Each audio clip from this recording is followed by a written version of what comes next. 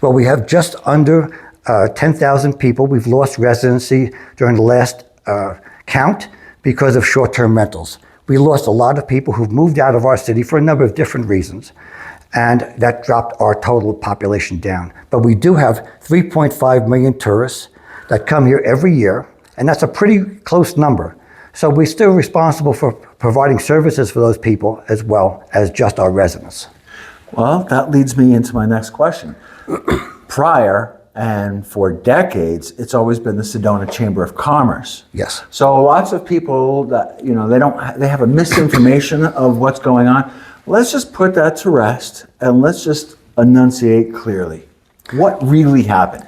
Well, the Chamber of Commerce decided about a year or so ago that they wanted to discontinue the relationship of doing marketing for Sedona. And just about a year or so now, July of last year, we brought marketing and tourism in-house. And we've hired a staff. We're now expecting our tourism manager to begin approximately the first week in July. And it really should ramp up some of the information gathering that we've been asking the Chamber for, and we haven't been really successful in getting that before, but we're now being able to get that information, such as that 3.5 million tourists that come here.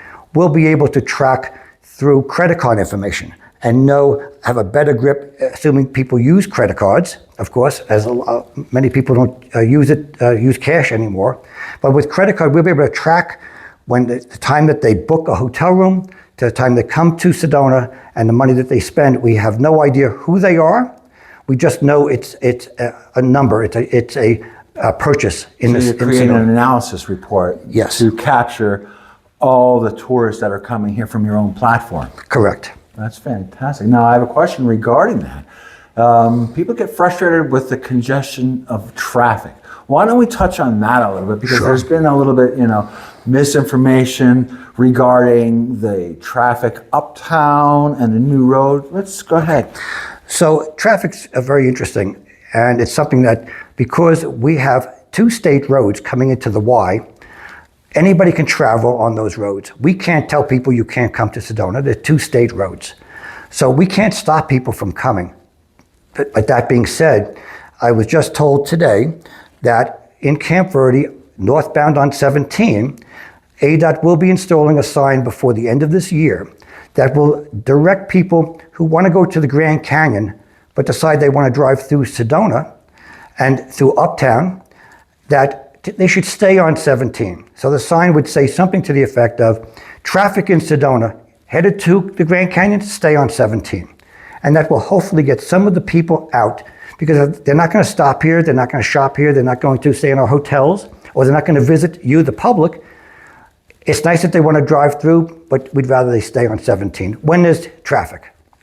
So what you're suggesting is more of a fluid route. So when people are there having that as an option now, Right. They'll save themselves a whole bunch of traffic and save the city for a whole bunch of congestion as well. Correct.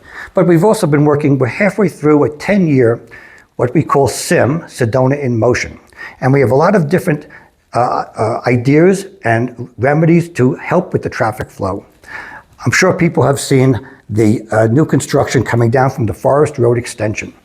That's a very, very big project. We expect that to be completed in 2025. That's serving two purposes, that Forest Road extension. One is to have a way of getting around any traffic at the Y, but two, alleviating any emergency access. Should there be an emergency, should there be a disaster, it's another way for the people in Uptown to exit their community and then go out west. So that would also help. We have other projects in the SIM, such as the underpass by Tlaquepaque. That's to help alleviate the congestion caused by the pedestrian crossway. And that underpass is going to be beautifully manicured. It's going to have some local art. And it's going to be, hopefully, a destination for people to go from the south to the north to Tlaquepaque. And in my view, I would like to see, some people want it totally closed off. I don't see the need for that 24 hours a day.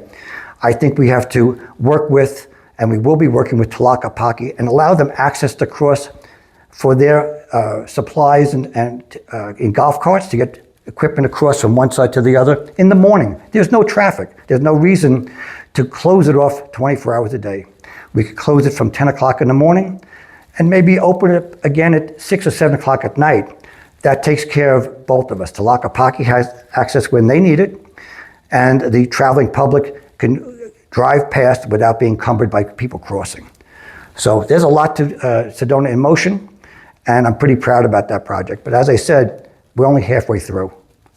Well, speaking of halfway through, we're going to take a commercial break. We're going to be right back with Mayor Scott Jablow. Thank you, and we'll be right back.